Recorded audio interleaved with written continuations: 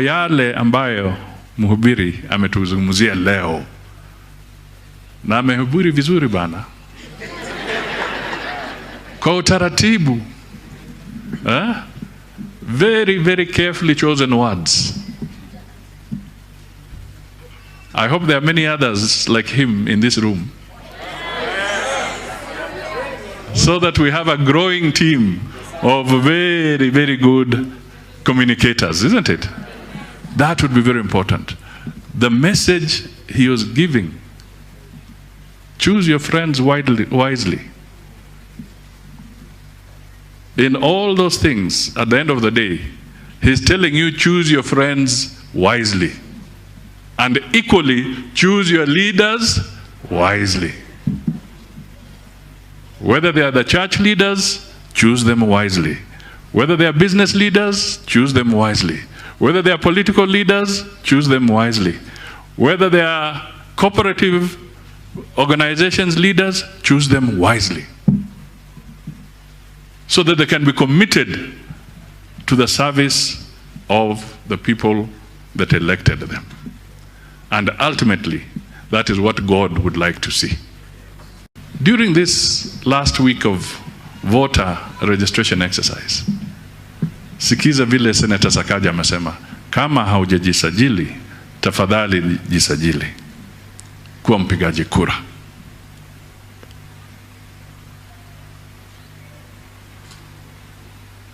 Let your vote count. Let your vote count in making Kenya a better place. Wacha kujificha. Usifikiri kwamba jukumu ni la jirani wako peke yake na si lako. Hapana. Pia ni lako. So we are appealing, and you could see the youngsters here. Sakaja is young, the Secretary General is young, Nabulindo is young, comparatively to me.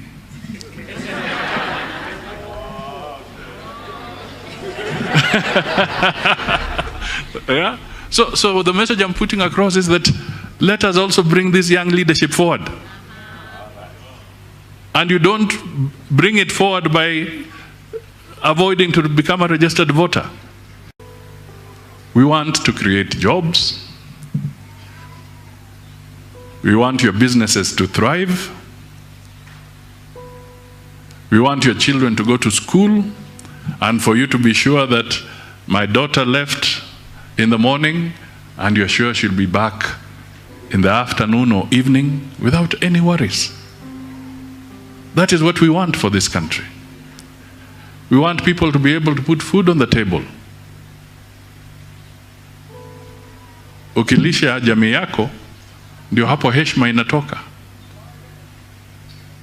When you're a man and you're supposed to be a man of the house and you cannot put food on the table, then things are not very good within that setting. If you're a woman and you're the head of the house, because now the reality is there are also so many women who are actually heads of houses. Again, if you cannot provide, it becomes a big challenge to you and to your children.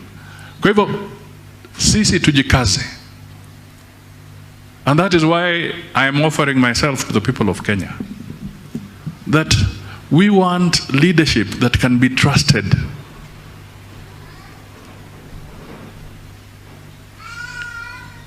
Who can you trust to make sure that the economy will be managed properly?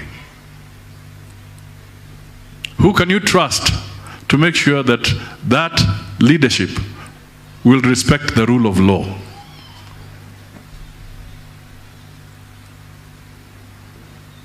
Who can you trust to make sure that the education of your children will be guaranteed? Who can you trust to make sure that you'll have medical facilities for everybody? Not just for a few who can afford, but for everybody.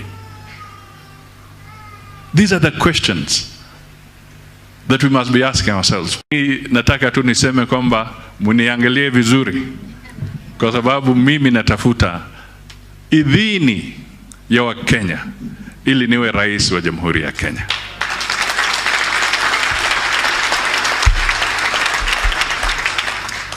Na hapo ni kunyenyekea na kuzungumza,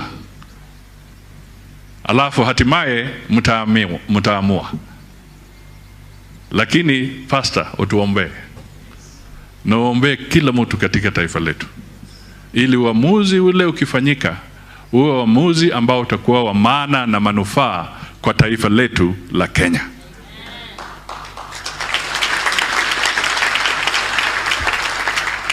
Tuchague viongozi ili usiku kufika mwananchi atalala kwa nyumba yake bila wasiwasi.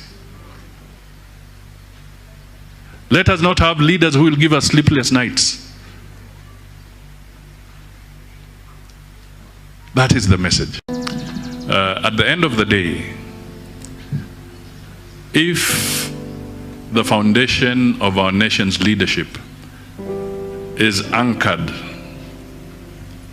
in church, we shall be better off as a nation.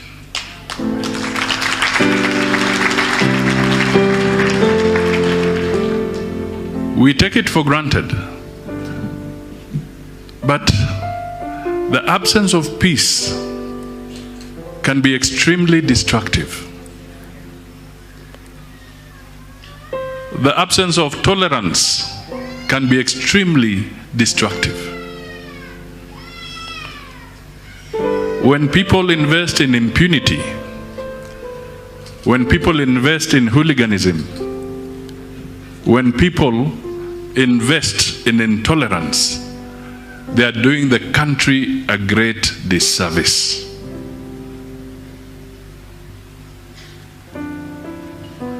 I participated in reconciling this country some years back after the conflict of 2007, 2008, where Kenya lost 1,400 people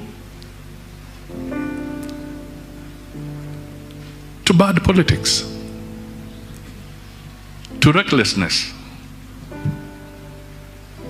So my plea today is that let us not allow our children to be part of a retrogressive process, our youngsters to be used,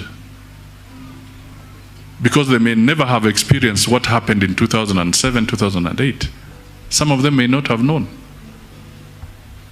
But those of us who are able to see the consequences, let us say never again should we walk that path.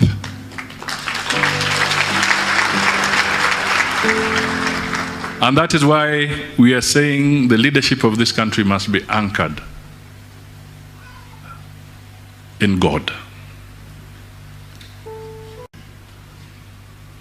Kwa hivyo tushtumu kabisa yale yamefanyika kama kule Busia na kwengine. Tunataka watu wasikizane. Watu wakienda kutafuta kura watafute kwa njia ya amani.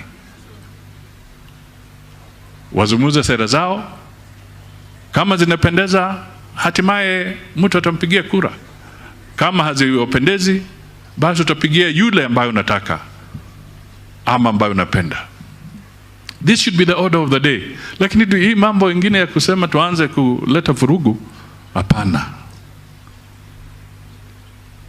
We will disrupt the economy. Mnasema COVID may disrupt the economy.